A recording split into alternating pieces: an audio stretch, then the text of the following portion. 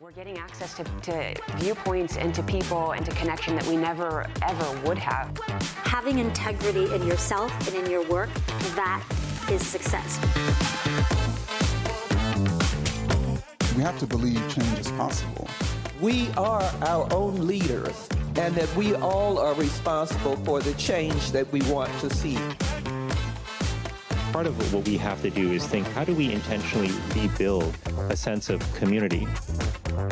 A broader question of representation and who gets to create the images that travel the world and define how we see the world. Every single person around the world can create a movement.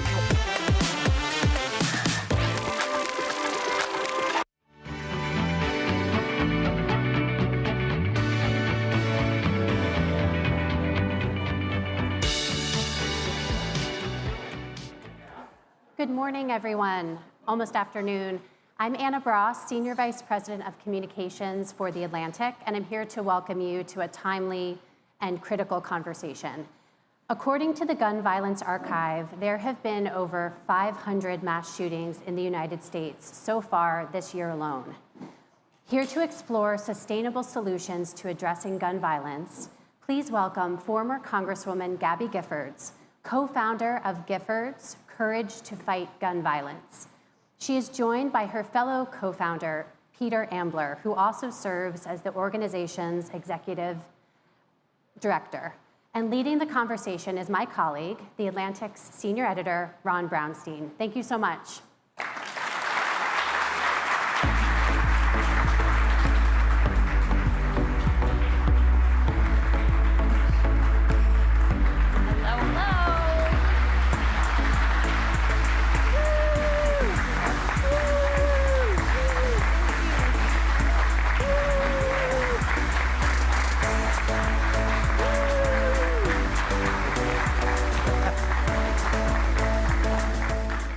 Good morning, everybody. Thank you for joining us. And judging by that reaction, I think everybody in the room has at least an idea of who you are and your story. But Gabby, maybe we could start with, would you just like to introduce yourself? I'm Gabby Giffords. I'm from Tucson, Arizona. January 8th, 2011 changed my life forever. I was a congresswoman. I was shot in my head while meeting with my constituents. I couldn't walk, I couldn't talk. I watched gun violence destroy too many lives. After the shooting at Sandy Hook Elementary School, I've said, enough is enough. I founded a group called Giffords. We're on a mission to end gun violence.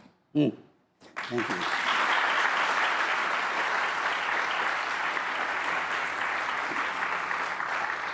I was told that the last time Gabby appeared at the Atlantic Festival, she got 3 standing ovations. So I'm expecting nothing less from this crowd. You mentioned, of course, that your injury was 12 years ago. Yeah. And you have been working on these issues over these 12 years. What have you learned in these 12 years of working on this issue? To be grateful for friends and family, and to live every day to the fullest. Peter, let me bring you and give us kind of a level set here. You know, Anna mentioned this, touched on this in her introductory remarks, but just give us the baseline of what is the trajectory the U.S. is on for mass shootings and gun violence in general, and how do we compare to other nations around the world? What are we experiencing? We're experiencing this tragedy in the worst of ways in terms of trajectory. Gun violence, especially during the pandemic, has gone up, not down. We've seen mass shootings increase, and even more tragically, and I know this is acute for all the parents in the room, we've seen gun violence become the #1 cause of death for American children. Compared to the rest of the country, we have a compared to the rest of the world, if you compare the United States to our peer countries, industrialized democracies, we have a rate of gun violence that is 25 times what they experience. Not 25% more than 25 times. So we are in the middle of a crisis. We're in the middle of an epidemic. We have solutions that we have advocated that we know will help address gun violence, and we'll be talking about that today. We'll get to that in a moment.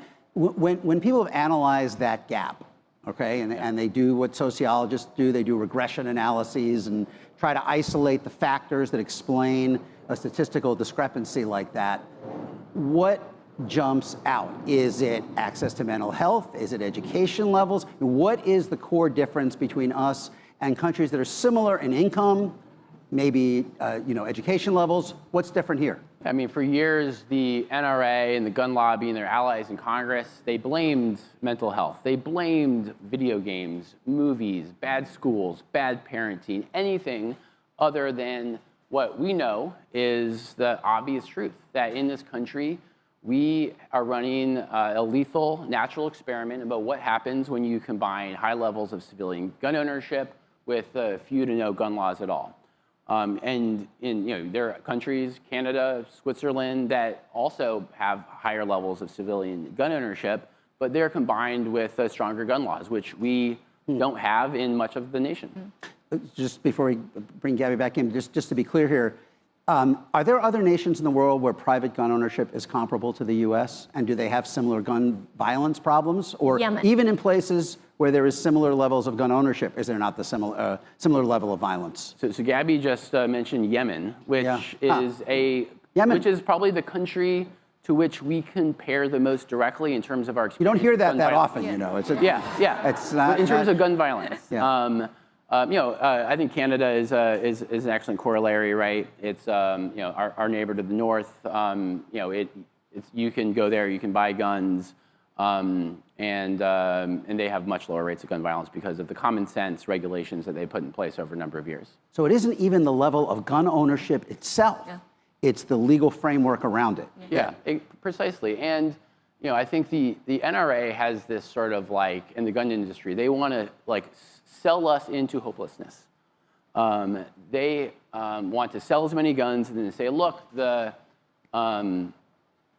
a version of this with a donkey that is maybe too impolitic for this august crowd, but the toothpaste is out of the tube. And we just need to arm ourselves against each other. There's no other way to ensure our safety. But despite the fact that there are hundreds of millions of guns in circulation in this country, McDonald's. There are as many gun stores as there are McDonald's. This is, firearms. Gabby's a gun owner. They're a part of our everyday life in this country. But if you look at actually preventing gun violence, stopping shootings, you've got to pay attention to something that we call time to crime, right?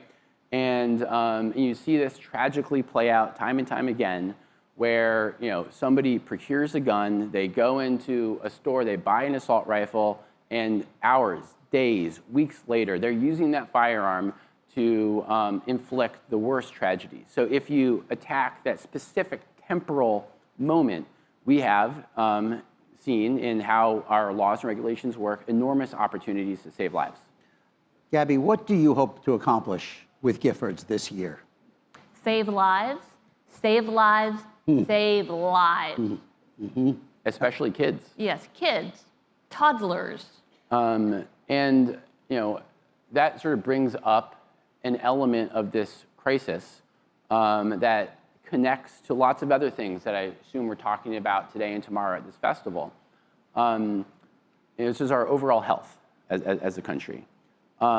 Because we've seen year over year for many, many years life expectancy in this nation and most of the rest of the world get longer. Today, it's declining. Why is it declining?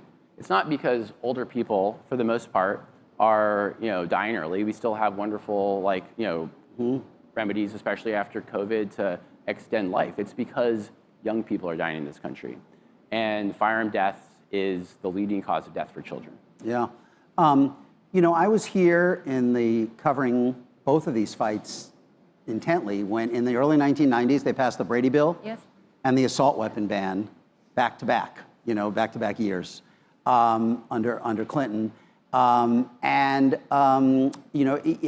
it broke Senate filibuster. In fact, I don't even think the Brady Bill was filibustered, but certainly the assault weapon ban was.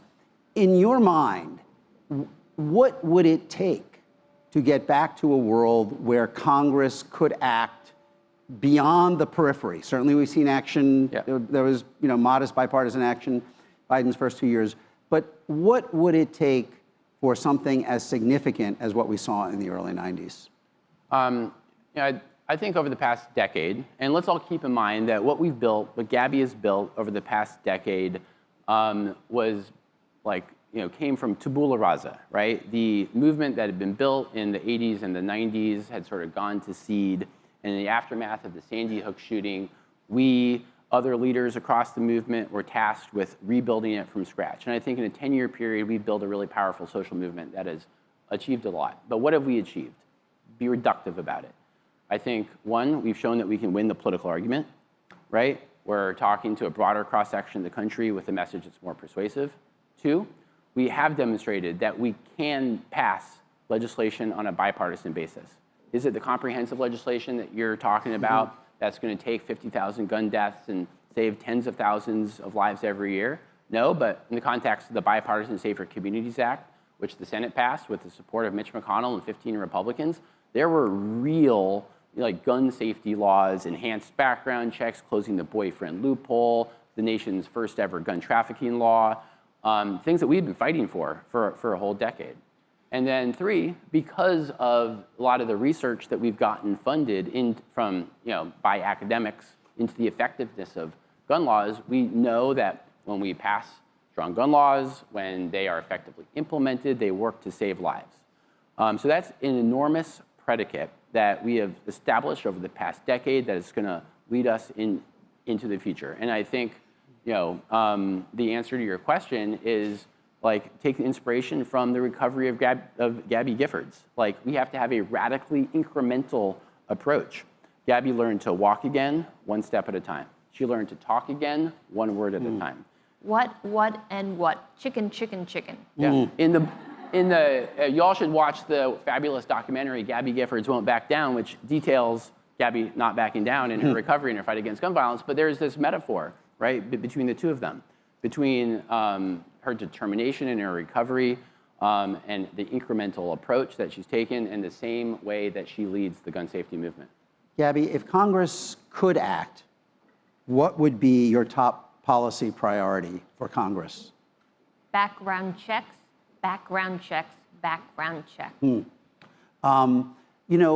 It's striking. There's been polling by Pew that I have found to be the most illuminating on the gun issue, because it looks at most of the major issues that we face: universal background checks, red flag laws, assault weapon ban, assault magazine ban, concealed, permitless carry, reciprocity, all that.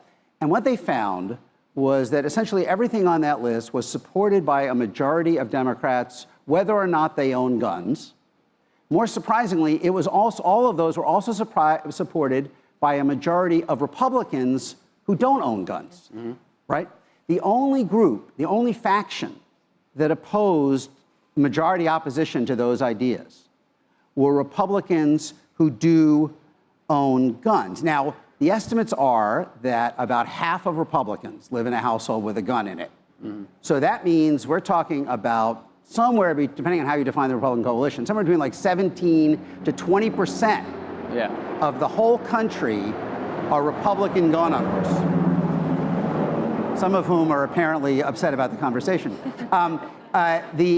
Roughly 70 to 20% of the population are Republican gun owners, which are the one group that oppose many of these ideas. And yet, that faction seems to have a veto on the elected officials from the party. And because of the filibuster, those elected officials have a veto over everyone else. So is it possible to move forward at the federal level beyond nibbling, I would say nibbling, beyond kind of, at the edges? Is it possible to move forward with the filibuster in place? Yeah. Are we going to get it done, Gabby? Yes. Yes. I think that the gun lobby, with its declining influence, you talk to any senator or House member, the NRA is a shell of its former self, right? We've sued them. They've been subject to internal litigation. Tish James in New York has taken out a big bat and whacked them around a lot. And they're getting their just desserts. They're a declining force in American politics. So what the sort of manufacturers and the rest of the gun lobby sort of done is made a big bet on like a small number of politicians elected by a small number of voters. Small states usually. In a small number of states. Like obviously, what is it like? You can find 13% of the American population to elect 60 U.S. senators. Or 40 maybe. 40 is it? 40 is okay, it? sorry. Oh Yeah. Yeah. Well, there's actually a very tangible example of that. You mentioned it, Sandy Hook. Yeah. When the universal background check bill came up on the Senate floor, if you assign half of each state's population to each senator, that was in 2013. The senators who voted for universal background checks represented 194 million people. The senators who voted against it represented 118 million people. That's about as decisive a result as you can get in a democracy. And because of the filibuster, the 118 million people won. The bill did not pass. So again, given the distribution that we're talking about, and that gun ownership is highest in states whose populations are smallest as a share of the share, generally speaking, can you do what you need to do at the federal level unless the filibuster is eliminated? Yeah, I'm not going to pretend that the bipartisan background checks, the Bipartisan Safer Communities Act is more than what it was, but it was a tangible thing. And what do you do after you get the first thing? You go get the second thing, and then the third thing after that. You know what else happened after the passage of that law?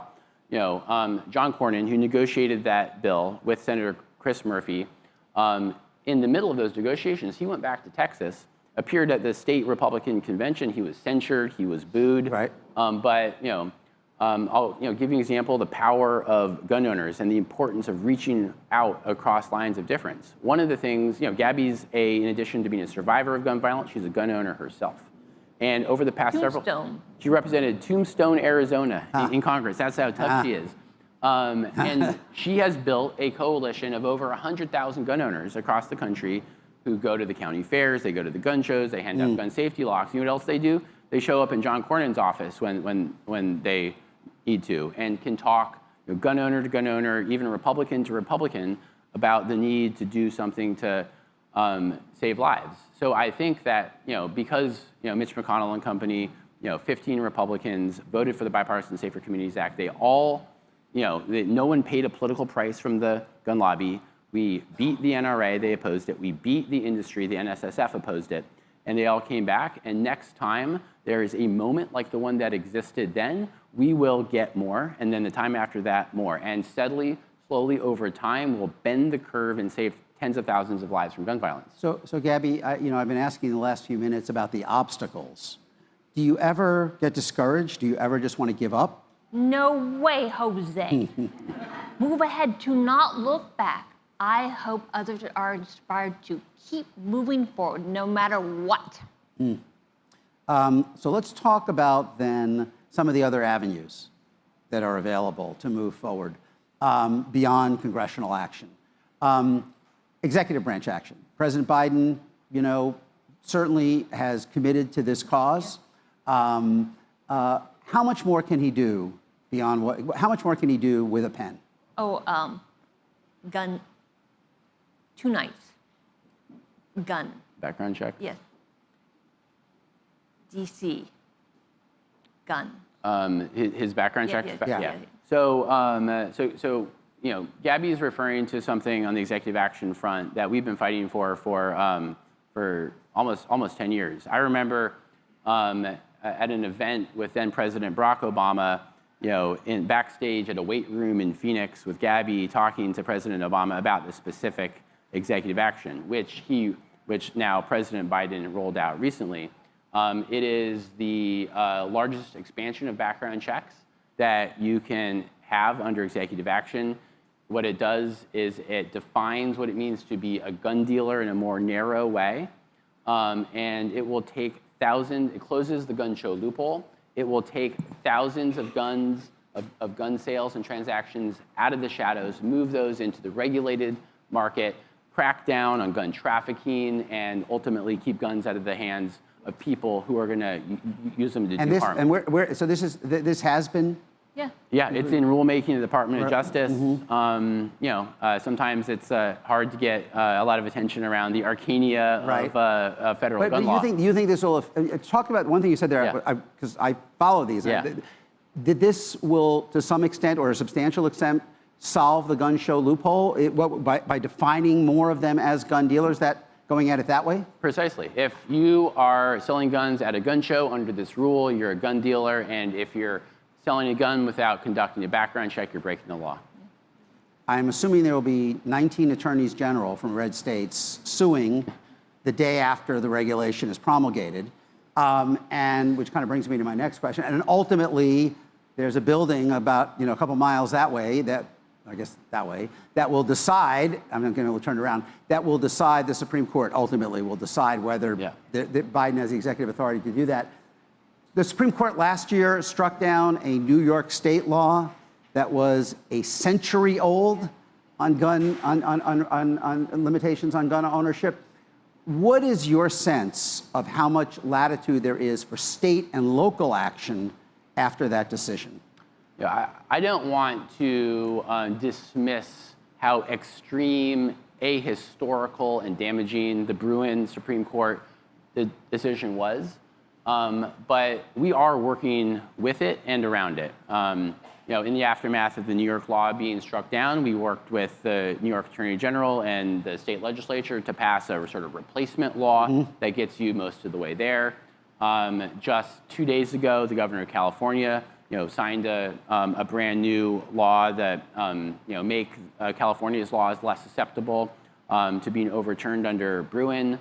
And we're optimistic. One of the most important things we can do right now is confirm as many judges as possible, which is why we were so aggressive last cycle in the Senate. We poured money, for example, into the Pennsylvania Senate race, helped elect John Fetterman instead of Dr. Oz as U.S. Senator, which has helped us confirm a ton more judges. And a lot of this is playing out at the district and appellate level. And we saw that with a decision that came out of the Fifth Circuit a few months ago called Rahimi, which is insane and devastating sort of on its face. Basically, because the Bruin Supreme Court decision requires our courts to take a historical lens, i.e. if it wasn't a sort of commonplace sort of law or activity at roughly the time of our nation's founding, it doesn't have precedent or analogy to something like that, then you can't enact it now. So one of the longest standing types of gun laws that we have are those that restrict domestic abusers from being able to get guns. The public health data is clear. If you're an abuser, you have access to a gun. The fatality rate in domestic violence situations skyrockets. So it's a perfect place for policymaking. But the Fifth Circuit found that because there were no laws against domestic violence, there were no restrictions around domestic violence in the 18th century, that law couldn't stand. Now we're aggressively trying to get that law overturned. It's going to the Supreme Court, and we actually think that even under Bruin, there's a 5-4 majority to overturn the Fifth Circuit. There's a George W. Bush appointed judge who just overturned California's large capacity magazine ban, following the logic that there is not an historical. Of course, the air traffic control system would be illegal under very little. There's very little regulation of air flight. That's a very specific problem with a very specific judge, Judge Benitez, who is out of the mainstream and not somebody it's an exception that proves the rule. Can I'm going to ask you one more policy question and turn back to Gabby. We're talking about whether blue states can move forward with restrictions and how much the Supreme Court may clamp down or restrict their ability or limit their ability to do that. There is a flip side, which is that multiple Republican-controlled states and counties have declared themselves Second Amendment sanctuaries, in which they insist to one degree or another they will not enforce federal gun law constraints. How big a problem, how big a challenge is that becoming, the Second Amendment sanctuary movement? I mean, you can say you're creating a sanctuary for anything. I could create a no bickering sanctuary between my 6-year-old and my 3-year-old, but it's not going to have the effect of law. In Colorado, but in Colorado, wasn't one of the recent mass shootings in a county where the sheriff would not enforce the state's red flag law? Yeah, the politicization of law enforcement is a. But didn't that happen? Is a problem. Absolutely, yeah. Okay. You have a lot of candidates who are elected sheriff in the thousands upon thousands of counties across the country where there are not a lot of people, but there's a strong Republican majority. That's what that sort of political dynamic is what's birthed the dynamic in that sanctuary movement that you're discussing. But it's deeply, it's unconstitutional and it's dangerous for public safety. Is there any indication of to what extent what we saw in that Colorado County is happening? That there are sheriffs or county executives who are simply trying to avoid enforcing the gun-related laws? Absolutely. I mean, I think this country in general does a poor job of implementation, whether it's on guns or on a number of other issues. But when you have a law enforcement official, somebody who's literally sworn to protect their communities and to uphold the law, saying they're not going to do that because of their fealty to a special interest, that's a huge problem. Gabby, can I ask you a little bit more about your personal journey? Yeah. I mean, you've obviously been an inspiration to many people, both here and around the world. Is there anyone who has inspired you to be what you are now? John Lewis, the civil rights leader. I miss him a lot. I miss him immensely. Yeah. I mean, Gabby and Congressman Lewis are two interesting historic figures to think about together. They're two people who literally picked themselves up off the pavement. And they're also two people who have fought powerful adversaries who are on the wrong side of history, and who, by the necessity of the difficultness of their fights, took the long view. And that's essentially what Gabby does every day. She looks across the horizon. Yeah. So, what is your advice to other people who look around their communities and wonder what they can do to help? Be a leader. Set an example. Be passionate. Be courageous. Be your best. Peter, can I ask you? I mean, we touched on this a little earlier, but there's a lot of. Often the debate is, when there is a mass shooting, is the problem access to guns or is it a mental health issue, right? And you'll say, well, it's people who do not want to have any more control on access to guns will talk about it. Well, it's really a mental health crisis. It's always confused me because these do not seem like either or choices. I mean, is there anything inherently incompatible about trying to move forward on both fronts? Of course not. And I mean, I keep on coming back to the Bipartisan Safer Communities Act, but that was essentially half a set of new, strong gun laws that are going to help implement state laws and save lives by doing a variety of things. Domestic abusers with guns, the enhanced background checks, trafficking, the extreme risk protection law, violence intervention strategies. And then there was a massive investment in mental health and school safety that piggybacked on the gun laws. Yeah. So we have to move forward. There's a nexus between gun violence and mental health, as there is between gun violence and a number of other issues. Like, one thing we don't take in, the NRA will say that the reason that we have a gun violence crisis is because of the mental health problems that we have in our society. More often than that, it is the exact opposite, because what you have beyond the 50,000 Americans who are shot and killed every year, beyond folks like Gabby who are shot, survive, and live with the devastating consequences, you have millions of Americans, including children, who are exposed to violence in their schools, in their communities, in their homes. And the data on that is crystal clear. When you have repeated exposure to violence, you get built up trauma. They're called adverse childhood experiences. And those ACEs, they lead to reduced educational attainment, like common sense, like good luck learning if you're worried about an active shooter in your classroom. They lead to lower financial attainment over the course of your career, increased chances you're going to interact with the criminal justice system. All that compounds and ripples across generations and holds whole communities back. I want to turn to Gabby for some closing thoughts in a moment, but yeah. One political question. 2024. What role do you think this issue is going to play, and where do you, as an organization, intend to try to put your focus? Absolutely. I think there are two ways to think about 24 at the presidential level, certainly. One is sort of like the horse race and the numbers, which, at this stage in a campaign are, not completely meaningless, but, have little practical value. The other way to think about it is about the Biden coalition and the issues that motivate the Biden coalition. And when it comes to that, you see that guns is an essential part of the president's case for re-election. Because when you talk about gun safety, this is an issue